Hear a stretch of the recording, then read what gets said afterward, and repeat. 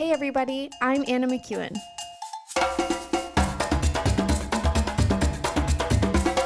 And now for Bob Switzer with the epic narrative. Well, I do think at some level, this does seem like a boxing match, right? And that's why I titled these episodes Round 1, Round 2, Round 3. What are we on? Round 5. Like they just keep going round and round. Now I'm not, as is true in the epic narrative. At one time, I thought I would do an episode on each plague, but for me, really, the story is the personal journey of Moses trying to understand his role as a leader and the plan of God and all that is going on, and the role of Pharaoh and trying to understand his role in all of this. I'm sure he thought he knew what his role was to begin with, but deep within Pharaoh is his true identity, what he was called of God to do. And God understood the greatness that was in Pharaoh. He understood the role of leadership that Pharaoh would have and the influence he would have on the nations around him. And God wants that purpose to come out of Pharaoh. And I believe God is calling Pharaoh out. He's calling the gold in Pharaoh out.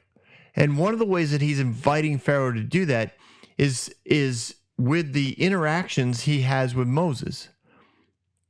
There's many times that you will find yourself drawn into circumstances in face-to-face conversations or even in group situations where you think, what am I doing here? And I guarantee you what you're doing there is you are bringing your true identity and your destiny to that circumstance because God wants to invite people to him. God wants people to see the him that you bring. And it doesn't mean that, please don't turn that into some sort of spiritual dictatorship in your own life. Like, oh, I have to go, I have to do it because God is depending on me. No. It's an opportunity. It's an incredibly joy-filled, hope-filled, optimistically charged opportunity that wherever you are, you get that.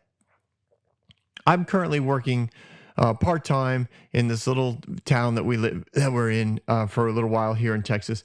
I'm working part-time at a liquor store. Not a job I thought I would ever have in my life. Not that I was opposed to it. I'm really not. I just never thought I would work part-time for an hourly wage, less than $10. To sling boxes or stack boxes and sling bottles on the floor. And that's what I do. Just constantly, right? People taking bottles, I put new bottles back on the shelf, for 6 or 8 hours. And deliveries come and, they stack them right in the middle of the store. Find a place for these, Bob. And that's what I do. Like it's not hard work, but I don't look at it as work. It's an opportunity to be with people I would probably never have met. Not because I'm in any way prejudiced. I just don't walk in those circles, never have. But here I am. And man, is it fun. It's fun because I know why I'm there. I'm there because God has given me an opportunity to bring his kingdom to wherever I am, and this is where I am. I don't think God manipulated the circumstances and made me go there and close down all the restaurants that I applied at and fully staffed all the convenience stores I applied at and fully staffed. Like the only place I'm going to let Bob work is the liquor store because but his goodness is there. Because I'm there, which means things are going to be different. Things are going to change. People's lives are going to be impacted because I'm there. That's not a prideful thing. It's just the way the kingdom works. And I'm excited to be a part of the kingdom. It's really fun. Now, I don't know where I'll be working when you hear this recording because I know I'm not going to be in Texas. At least not at that job. I don't think it's a career for me. I think I'll probably be gone in a few months, but the opportunity is there, and it is really fun. And I think Moses is starting to understand that as well, because I don't think we get the full sentence by sentence a record of the interactions between Moses and Pharaoh. I think Pharaoh, maybe after the first couple rounds, I think Pharaoh is starting to understand that Moses understands what he's going through. I think Moses is more than just, thus saith the Lord, let my people go. We need to go worship, or I will send lice, or I will send frogs, or I will, like it. I don't think that's the heart of God to be presented that way. So I don't think Moses is presenting God that way. I think in whatever way he can, Moses is trying to tell Pharaoh, I know how tough this is for you.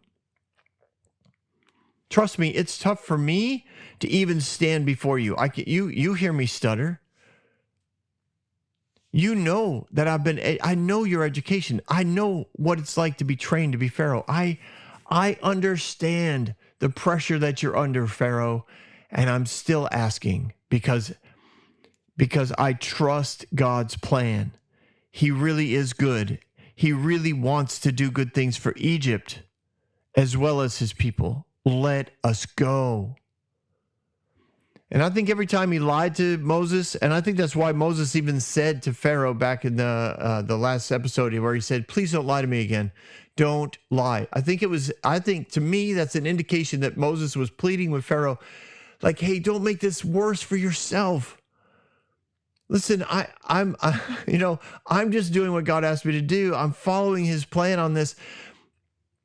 And I believe Moses had a choice every time God spoke to him. Moses had a choice. Do I go through with this or not? But Moses is gaining in his confidence, and he's gaining in the goodness of God. He's gaining confidence and trust in God. And he's like, all right, if God asked me to do it, I'm going to do it. Because in doing it, good things are going to happen.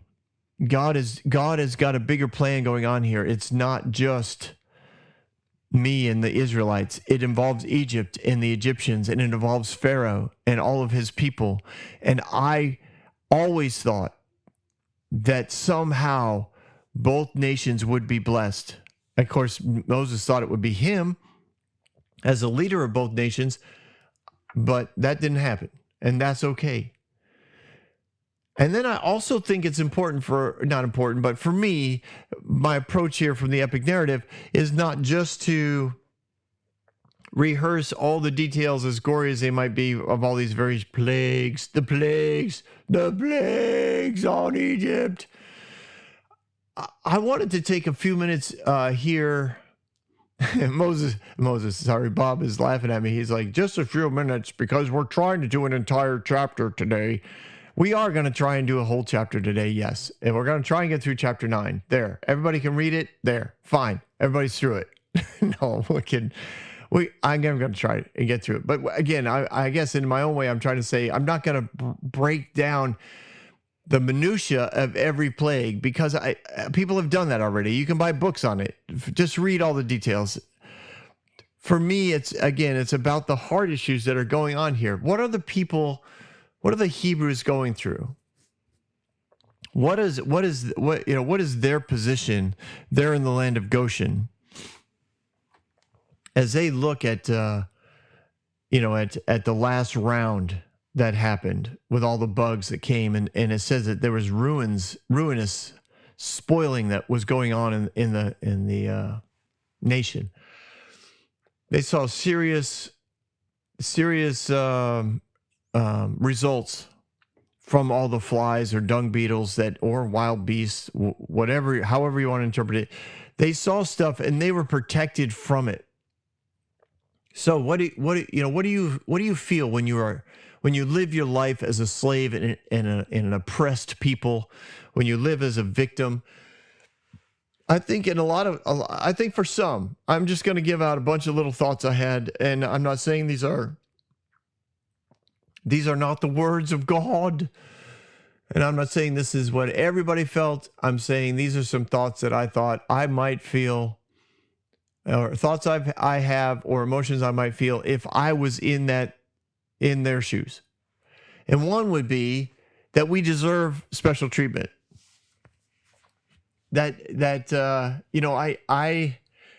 I've been around people who feel oppressed and think themselves to be the victim of all things here on the planet. and and everything they talk about is how they deserve special treatment. They deserve reparations. They deserve whatever. Whatever. I literally whatever. Whether it's free food, free housing, free cars, free phones, free clothes. They deserve to be exempt from any law. They should be able to speed. They should be able to traffic, make money in any way, including trafficking drugs. Like it doesn't. They deserve special treatment.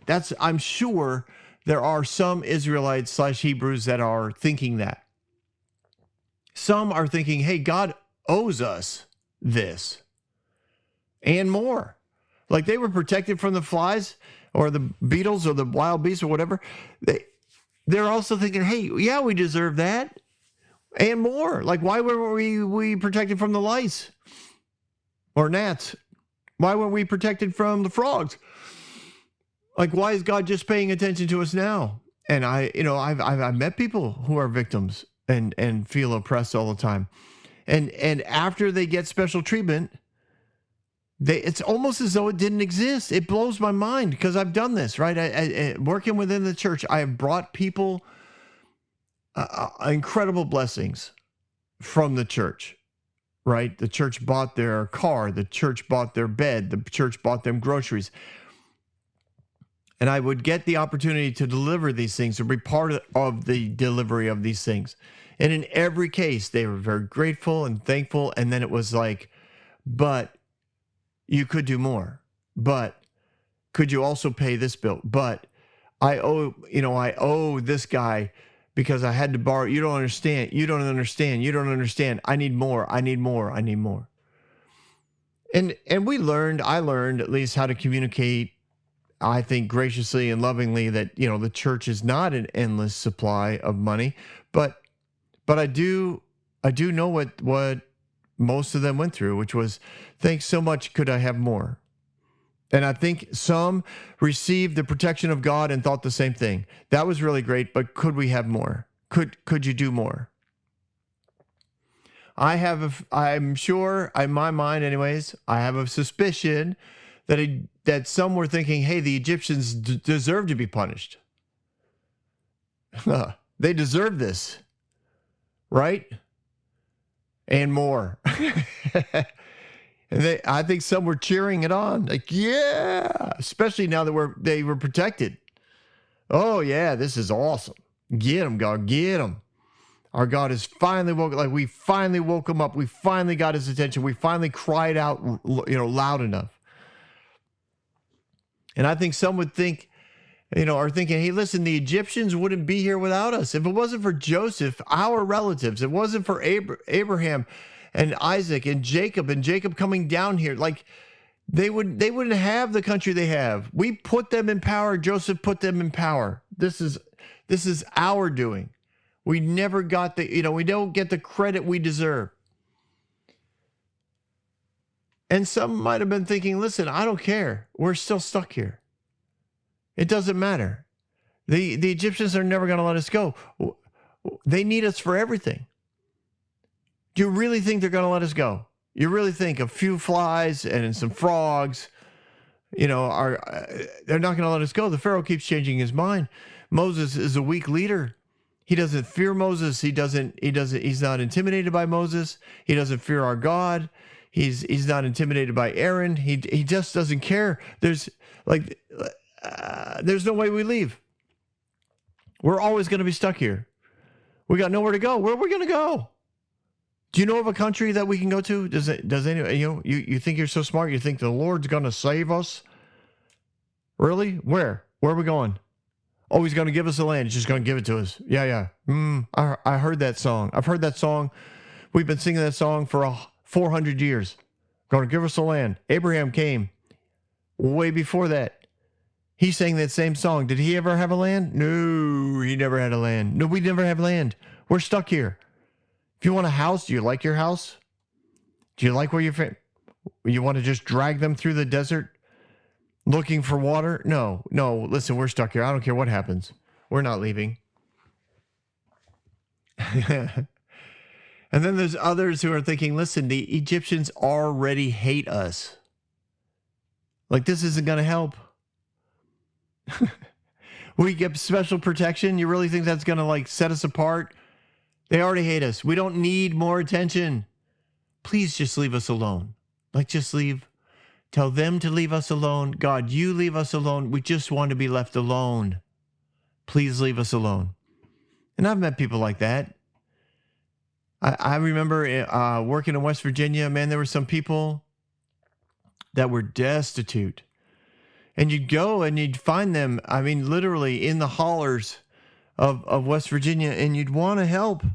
And they'd look at you and say, please just leave me alone. Just leave. Please leave.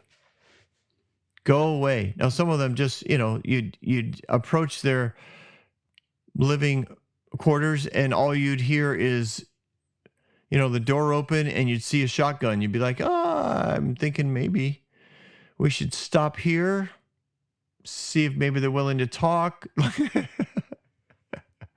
It's crazy, but true. Some people just want to be left alone. When they're victims and they're oppressed, they don't want anybody. They don't want anything. They just want to be left alone. Other people are like, why can't we just go back to the good old days? Why? Why can't we just go back? I don't want all this. I don't need frogs and fleas, and I don't need any of this. I just want to go back. Just want to go back to the good old days. I remember hearing stories about what it was like when Joseph was in charge. Can we just get back there? And others are thinking, can God just please kill Pharaoh and his leaders? Why does he have to send a plague to everybody? Why does, the whole nation of Egypt have to suffer? Why not just kill Pharaoh? Right? And I mean, I know people that feel that way about just about every political leader, regardless of what race they are, what quote party they're a part of. Just kill them all, God. Just kill them all. We'll just follow you, right? Oh man, so personal. They everything's just like, just kill them, God. Just kill them. I think God's trying to show the Israelites as well. Like, listen, I don't kill people. I don't kill people. I know you're like, well, what about the last plague, Bob? I know. And if you know me, you probably know what direction I'm going on that. But that's okay. That's okay. We will see how God is portrayed.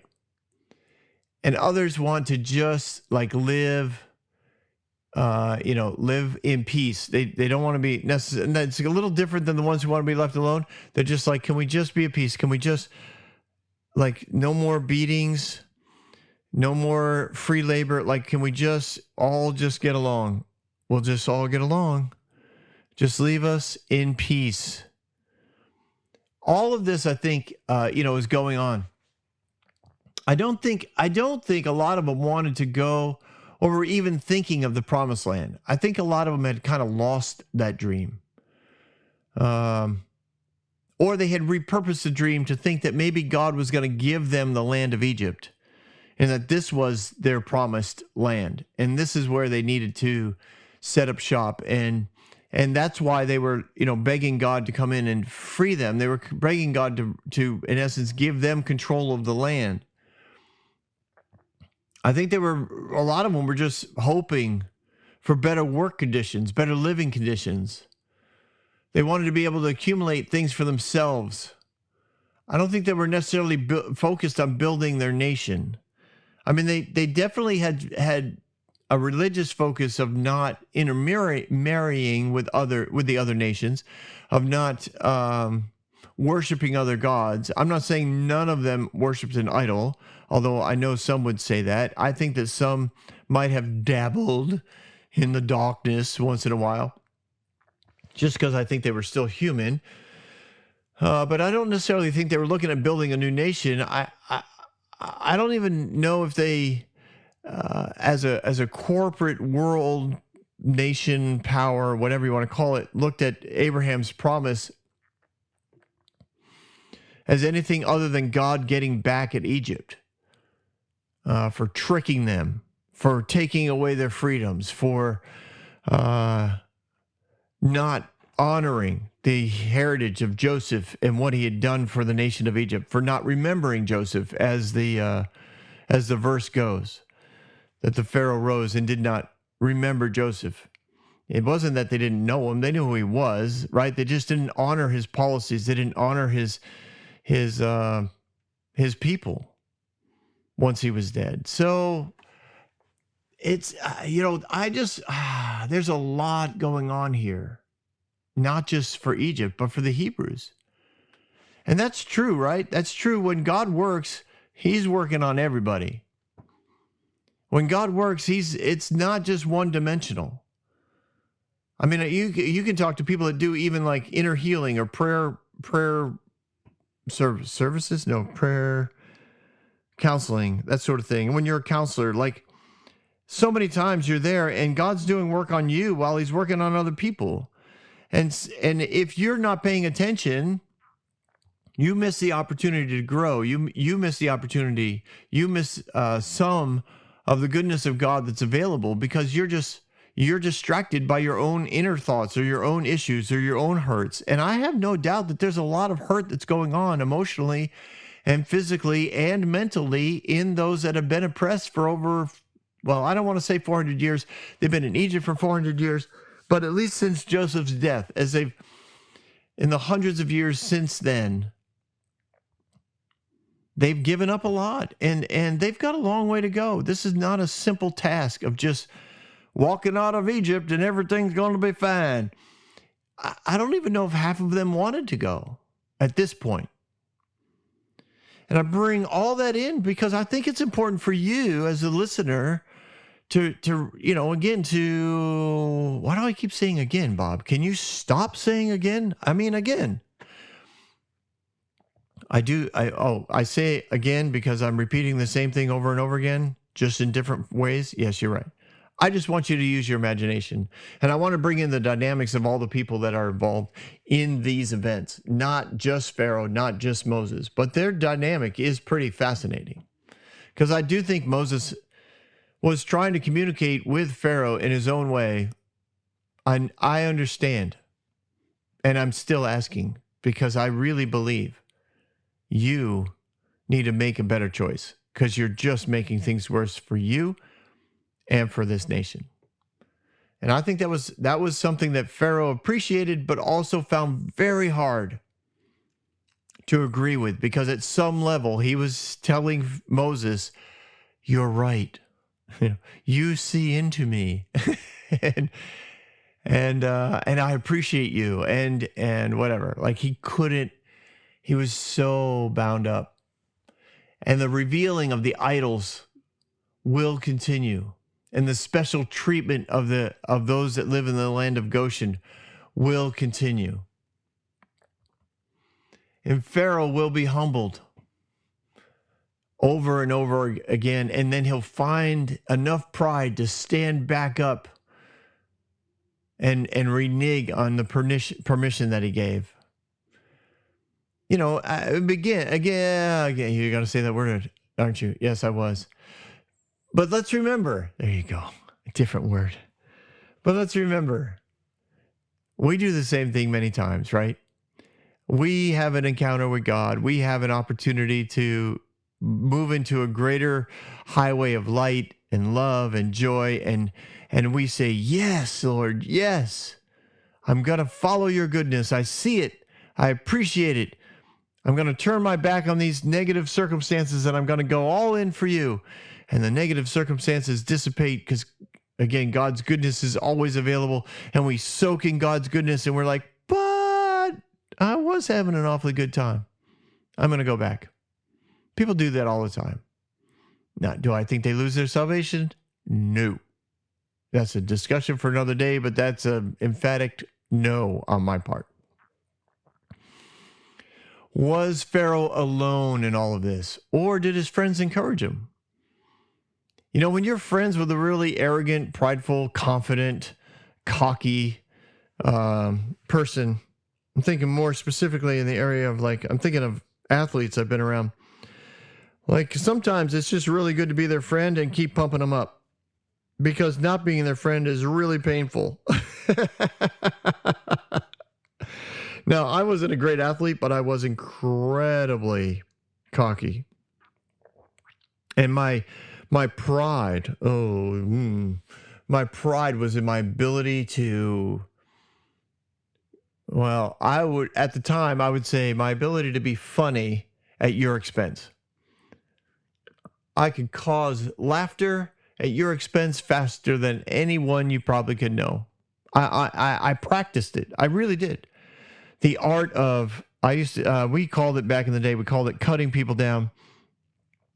Then for a while it was called dissing one another. What a diss. Such a great word. Diss. He really dissed him. And now I don't know what it is, but I was really good at it. I practiced at it. People I think were my friends because they were afraid not to be.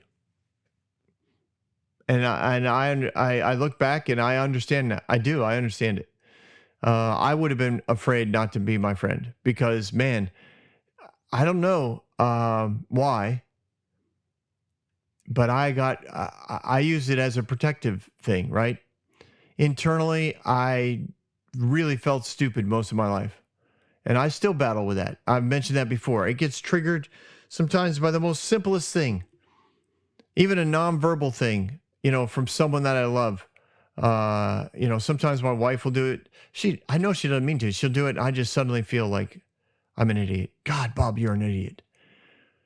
So I protected myself through this bravado of language and the ability to cut people down. I also had, I could actually just be funny.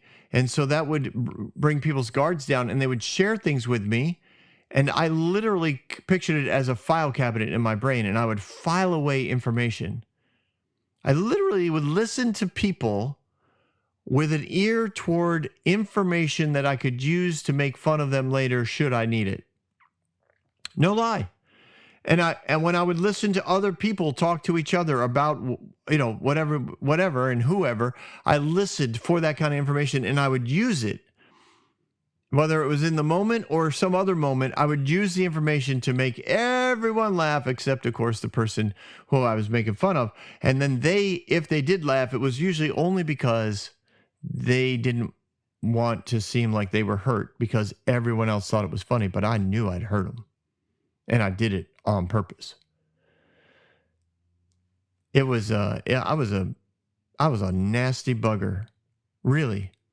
So when I see Pharaoh and I hear him in my mind's eye, or see him in my mind's eye and I hear him in my head, I see somebody who's trapped by it. I felt trapped by that. And I got called out by somebody who I thought was really pretty. She was a senior in high school. I was a sophomore at the time. She wrote me a note and I thought, of course she did, because I'm awesome and she wants to be my friend. And she writes me this, I forget how many pages. And I've never followed up. I would love to find her. I think her last name was Franks. Sonia Franks, I think was her name. I could be wrong. But she wrote me a letter. I remember it was either in pink or red ink. And she just said, I see what you do, basically. And what you do is hurt people. And I know you think you're funny, but you actually really just hurt people. And I remember I ran back to my little desk in my room. I was a boarding school, so I had my own little room, my own little corner of the room with my desk and my books or whatever. And I sat there and unwrapped this thing, and I'm thinking this has got to be some form of, I think I love you. Can we talk sometime?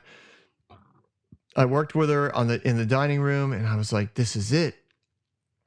And I'm reading this letter, and I feel like somebody stripped all my clothes off and left me exposed in the middle of the soccer field. I really did. I never felt more exposed in my life. I was all alone. But I also knew in that moment things had to change. Like for me, it was an encounter with the goodness of God. And he was like, I love you, Bob, and this is not a good road to go down. And looking back, he had actually tried to reach out to me so many times. And I had, much like Pharaoh, strengthened my heart. I had hardened my heart. I kept saying no to his invitations to not be so unchristlike. ungodlike in my representation of him on this earth. It was insane. I'm telling you, it was insane. And man, my journey back from doing that took years. It took years to get that skill that I'd practiced and honed, to get that out of my head, because man, there were so many times I was challenged. And trust me, when people realized in the next year or two, when people realized that I wasn't going to get back at them that way and I'd hurt them prior, holy cow, did they come after me. Whoo, man, was I humiliated so many times, made fun of in so many ways. Right, but unfortunately, I flipped that into feeding the lie that I was stupid. So that's why that one went really deep. But enough about my personal journey. Where are we? Bob's given up. He's just, his face is in his hands. He's just like, I have no idea. Oh, yeah. So he's arrogant. I think, was he alone? I don't know, but I think he felt alone. I think the economy and the public, they're all feeling the results of the idol's true nature. I think they're starting to realize, like, we're in a bad spin here. Things need to start changing. And you'll see in verse 20, some of those officials of Pharaoh, some of the ambassadors, some of the merchants, some of the wealthy people that were all part of Pharaoh's court started to take heed to the warnings that Moses was bringing, and they started to behave differently. They started to have a different approach. And I think in a lot of ways they were telling Pharaoh, hey, listen, we listened to Moses and look, we were protected. Like, you can do this for the nation. Listen to what he's saying. But how many neighbors that didn't respond, watched their neighbor who did respond and thought to themselves, well, you have betrayed the country. You have turned your back on the Pharaoh. You are a dissenting voice. You are a wealth of misinformation. You are a false info. You took your cattle in. Like, if we had just stood together, if we have unified under the Pharaoh, if we had just done everything he had said, we would all be fine. But because you're not following the will of the Pharaoh and you're doing your own thing, now we're all gonna die. Like, the neighbors were turning against neighbors. People were under a lot of pressure. Recession was starting to hit. But what are you going to do? Right? When the government says to you, if you just obey us and everyone is loyal to the Pharaoh, then we promise everything will be okay. But if we turn our backs, if we decide to do our own thing, if we decide to not listen to the experts, then we could all be in danger. Don't put your neighbor in danger by listening to the warnings of Moses. Obey Pharaoh. Like, there's a lot of poo-poo going on here, and everybody knows it. All right, on to the chapter. Bob's like, what? It's 30 minutes into this, and now we're going to start reading scripture? Yes, we are, because we're going to do this thing. All right. The Lord said to Moses, go to Pharaoh and say to him, this is what the Lord God of the Hebrews says, let my people go that they may worship me.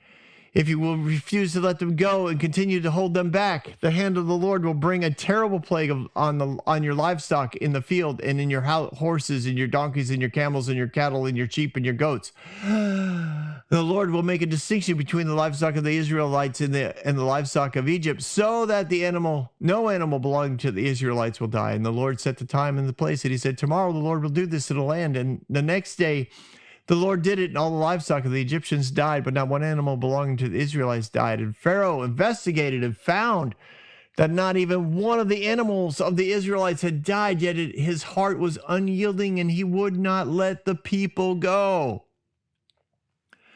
First one is livestock, and it's a long list. Horses, donkeys, camels, cattle, sheep, and goats. Now, because we have read the rest of the chapter, we know that there's another plague coming that also impacts a bunch of livestock. So most, and I'm going to agree with them just because it makes sense to me, this was probably ones that were kept out of the fields, the ones that were in stables, the ones that were in pens, corrals, not the ones that out in the open field, not the ones that like shepherds would be part of. These were livestock that would have been, on the trading floor. This was a large source, like a economic stream for the nation.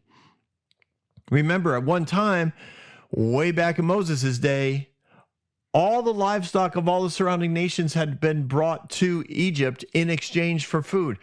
At one point, Egypt literally owned all the basic livestock groups and their breeding rights.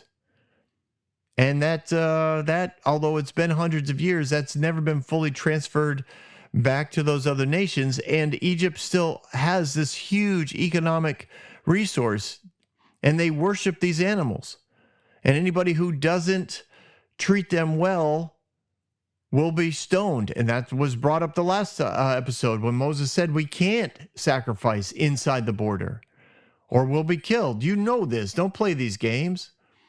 So Pharaoh doesn't even flinch. This all happens in one day. All the animals in the stables and corrals die. Pharaoh goes into Goshen. He rides around. He completely unaffected. All the Israelites still have their cattle, which tells me that at some basic level they were able to keep food sources around them. But I'm guessing, generally speaking, the elite weren't affected. They realized that there were plenty of cows still out in the fields, and they were like, well, we'll be fine. So then in verse 8, the Lord said to Moses and Aaron, take handfuls of soot from the furnace and have Moses toss it into the air in the presence of Pharaoh. It will become a fine dust over the whole land of Egypt. Festering boils will break out on people and animals throughout the land. So the soot from the furnace they took soot from a furnace and stood before Pharaoh. Moses tossed it into the air and the festering boils broke out, and all the people and the animals and the magicians could not stand before Moses because of the boils that were on them and on the Egyptians. But the Lord hardened Pharaoh's heart, and he would not listen to Moses and Aaron, just as the Lord had said to Moses. So boils, this is a dramatic scene, right? Another appointment is made. Moses and Aaron show up. They stand before, they have a bucket with some ashes in it, or possibly this is during a cold season in Egypt, and the furnace is lit, and they walk. Either way, they get a bunch of ash, and they throw it in the air in front of Pharaoh, and boils start breaking out. So much so that like all the magicians and other people just run away. They can't stand. The pain is excruciating, and virtually the entire nation starts breaking out in this plague. It's a pandemic. It's a plandemic. It's chemical warfare. This was lab produced. No, I'm only kidding. Too personal. I know. You're like, why would God do this? First, let's remember he's not killing anybody. God doesn't do that. Well, he's bringing disease. No, he's bringing light. He's bringing light. And in bringing light, he's exposing what the enemy wants to do, which is bring disease. And you're like, Bob, you're just playing word games. That's fine. Listen, I'm not going to argue. It's fine. You think God wants to do this to people? I understand. Have a God that does that. Listen, your faith is different than mine. My faith is in a good God. I think when Moses and Aaron stand there, it's a word of knowledge that they're bringing from God, which is why in some cases they believe God has told them that this is going to happen, so they think God is the one who is bringing it. But I don't think God is the one who's bringing it. He's bringing the knowledge. He's not bringing the actual disease. So, verses 13 to 35, this is a long one. This is the plague of hail. Lord says to Moses, get up early in the morning, confront Pharaoh, and say to him, this is what the Lord God of Hebrews says, let my people go so that they may worship me. And this time I will send a full force of plagues against you. and against your officials and your people, so that you may know that there is no one like me in all the earth. For by now I could have stretched out my hand and struck you and your people in the plague and could have wiped you off the face of the earth. But I've raised you up for this purpose, that I might show you my power and that my name might be proclaimed throughout the earth. You have set yourself up against my people and will not let them go. Therefore, by this time tomorrow, I will send the worst hailstorm that has ever fallen in Egypt from the day that it was founded until now. Give an order to bring your livestock and everything you have in the field to a place of shelter, because the hail will fall on every person and animal that has not brought in and is still out in the field, and they will die. Whoa. This is a spectacular group of verses. This is spectacular. So this is a detailed plea, a warning to Pharaoh. The worst hailstorm you've ever seen is coming. Do I think God is orchestrating the hail? No, we've covered that previously. I'm not going to do it again, at least not here. He's like total destruction on anything that's where in the field. What does God say to Pharaoh? Tell everyone to bring their things in. Why would God tell him that if he's also bringing the hail that he wants to bring destruction on the planet from, or on the nation from? Why would he bring a warning and a solution to the problem to Pharaoh if he ultimately just wanted to bring destruction to Egypt? And listen to what he says to Pharaoh. Listen to the beauty of this word of encouragement in verses 15 through 17. Listen, by now, you all could be dead. That hasn't happened. I continue to give you warnings of what's coming because I'm a God of salvation, not manipulation. Pharaoh, you are not a pawn. I've raised you up for this very purpose, that I might show you my power and that my name might be proclaimed throughout the earth. Pharaoh's purpose on earth, God's like, listen, this is what I'm trying to call out of you. Your purpose, your true identity from creation was to proclaim the power, God's power to all the earth. Now, so many people literally preach that God took Pharaoh from the womb. He gets born, and his only purpose was to harden Pharaoh's heart so that God could bring the plague, so that God's name could be great. That is not what God says in this verse. God's saying, your purpose was to be great, so that my name would be proclaimed throughout the nations. This is why, listen, this verse is why I have that crazy idea that the whole purpose of sending the Israelites out 3 days into the wilderness to worship was to rescue Pharaoh and Egypt so that the two nations would come under the governance of Yahweh. So that God's name would be proclaimed throughout the world, so that the immigrant nation that really has no power or authority in the world would be an example to the world power of Egypt. And he's like, this is why you're so awesome, Pharaoh. This is why you're such an amazing leader. You are amazing because your whole purpose in life from creation was to proclaim my greatness and goodness throughout the world. This is why. But instead, Pharaoh, you have chosen, you have ignored the word of the Lord and left. You have left the truth and are believing a lie.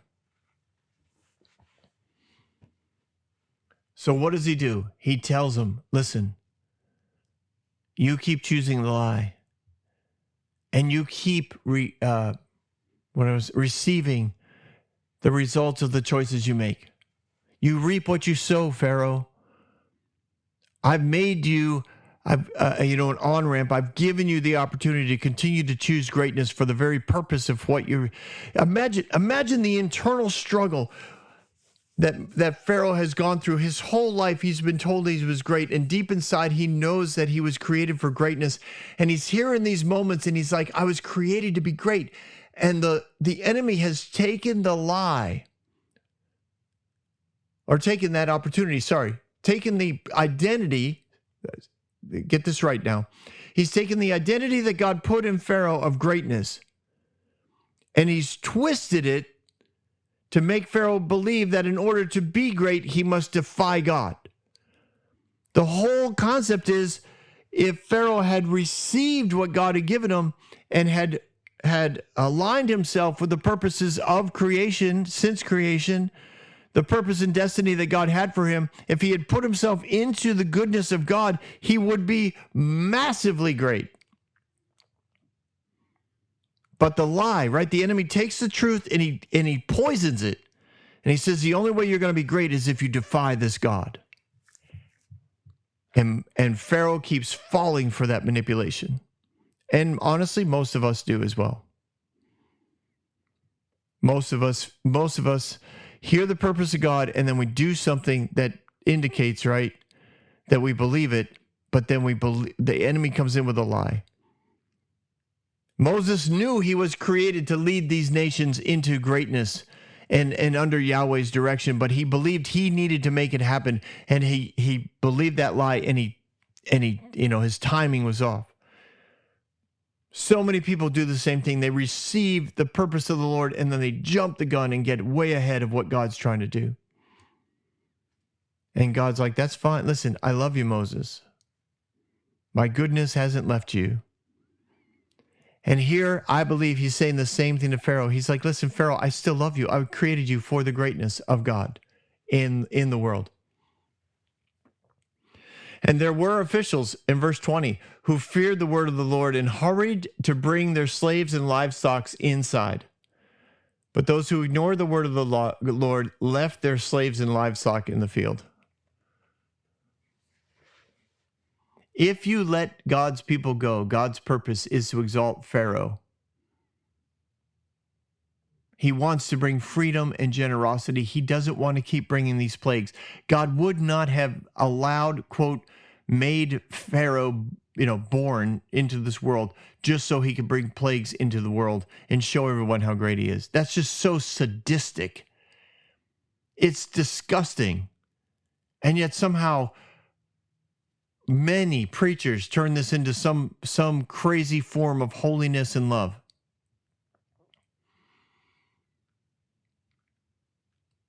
So anyways, a lot of people do what they're told, and a lot of people are saved.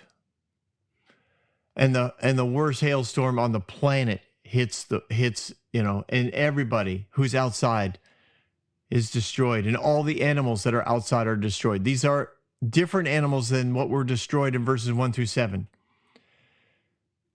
And the lightning flashed and the hail fell and people were like, I don't know if you've ever been in a big storm, but it'll rattle you emotionally. I've been in them, right? I've been caught in them. I've driven through them, and it will freak you out. My wife has taken pictures sometimes when we've been traveling with our RV. We take a picture of some of the crazy clouds that we've seen as the storms rolled in. It's scary. It's scary. And Moses summons Aaron and Pharaoh summons Moses and Aaron, and he says, "This time I've sinned. The Lord is in the right, and I am wrong. Pray that the Lord that we have had enough thunder and hail. Stop this. I'll let you go, and you don't have to stay any longer." There's no conditions now. He just says, "I'll let you go. You never have to come back." He says, "All right, when I've gone out of the city, I'll spread out my hands in prayer, and the thunder will stop, and there'll be no more hail." And he did that. But he goes, "I just want you to know, I know that you and your officials still don't fear the Lord." In other words, Moses is like, "Listen, I'm going to do what you're asking me to do because I appreciate it, but I know you're not sincere. I mean, you just watched massive cash crops be destroyed. What was out there? The barley had already headed, so it was ready for harvest. The flax was in bloom, so it was going to be harvested soon. You watched 2 massive cash crops be destroyed by hail. You watched all the livestock that weren't brought inside, whether that was in caves or little huts or whatever. You watched all the servants and shepherds both paid and unpaid. workers that weren't inside. You watched them all be destroyed. You've got a massive national disaster on your hands because you chose to not heed the warning and the word of knowledge and the word of encouragement the Lord brought to you. But I still don't think you're getting this. And I think, again, for me, this is Moses reaching out to Pharaoh in kind of that understanding mode. Listen, Pharaoh, I understand you more than you realize, or at least more than you want to admit. And I understand why you won't even want to admit it, because you admit that you are in essence human, and that somebody else on this planet understands you, not just the gods. And I understand all of that, and that's why I know, even though I'm going to pray and the hail will stop, you're still not there yet. So he went out of the city, he lifted up his hands, and the thunder stopped, and the rain no longer poured down. And the Pharaoh saw that the rain and hail had stopped, and he and his officials hardened their hearts. See, now the officials are involved. And Pharaoh's heart was hard, and he would not let the Israelites go, just as the Lord had said through Moses. How trapped is this guy? He is honestly the truest slave in this story of the lies, of the politics, of other people's expectations, of the fear of man. This guy is in incredible bondage. And the longer these rounds of interaction with God go, the more I think he sees it, because every time you encounter light, you get to see what's in the dark. And even though he keeps, quote, hardening his heart, strengthening his heart, choosing not to take the on-ramp onto the goodness and love of God, he still gets that opportunity to see what's there. Man, this guy is lonely. And that's why I believe Moses at some level is offering him a human friend. And he just won't take it. He just won't take it. It's a sad place we leave. It's a sad place. But the goodness of God is here. We see it all the time. We see it all through this story. The warnings, the opportunity for the Egyptians to also protect themselves from what the enemy was bringing. This is what God does. And I hope at some level you're starting to see that if we're taking an approach to these stories that you've never taken before, I hope you're starting to see what God does as a word of wisdom, a word of knowledge, a word of warning, and an opportunity for the Egyptians to follow and come under the protection and love of God. Until that time, obviously some did, some didn't. And until our time together next week, ladies and gentlemen, I hope you have a fabulous day. Thanks for stopping by The Epic Narrative. Don't go anywhere. We've got Bob Thoughts. Oh, man. I almost forgot to do Bob Thoughts. But as the wonderful announcer, Anna, says, we've got more.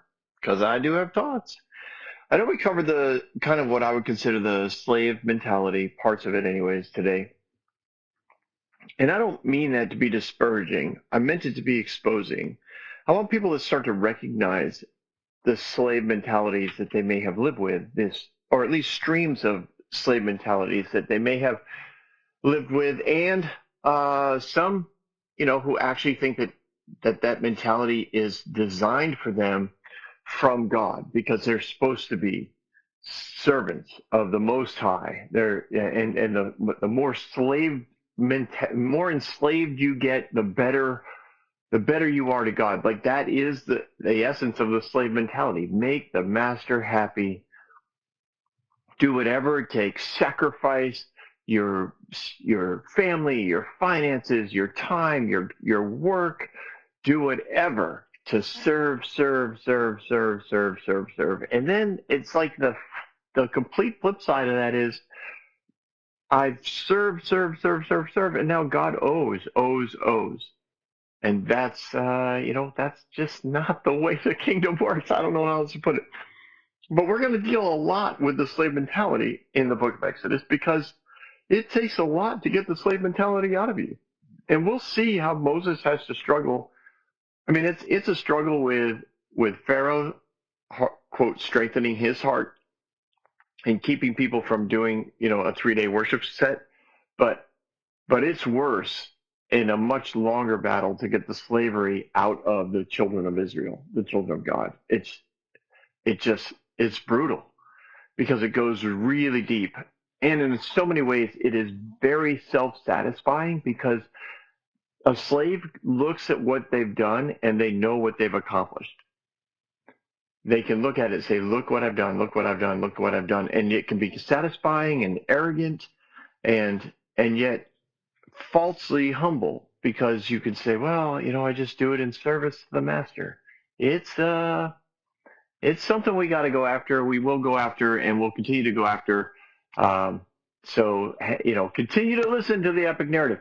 Also, I hope you're starting to get some level of compassion for Pharaoh. He really is stuck in his own world. He cannot find a way out. He keeps strengthening his heart. We call it hardening his heart. And I know, at least when I grew up, like he was beat over the head by that. Every message I heard, Pharaoh was just so evil. And yet we do the same thing. Some people quote, strengthen their heart or harden their heart 15 minutes after an amazing service or an encounter with God. Some, because of a tragedy, they look around and think, why did I deserve this? I've done nothing but serve you. And they harden their heart toward God. Just like Pharaoh, right? A tragedy, a national tragedy, several in this particular round.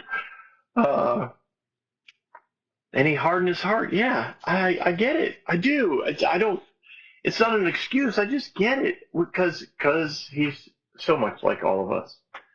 But God is so faithful. I love those verses where he's like, listen, this is the purpose for which you are called.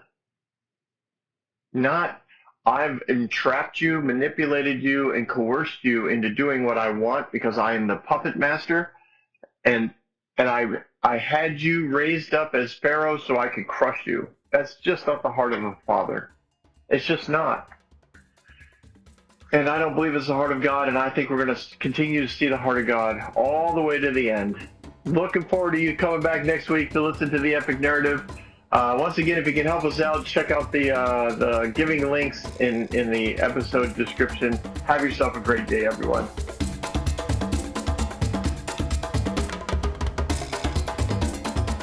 Hey everyone, thanks for listening. If you like what you heard, you can subscribe to this podcast on any platform you use.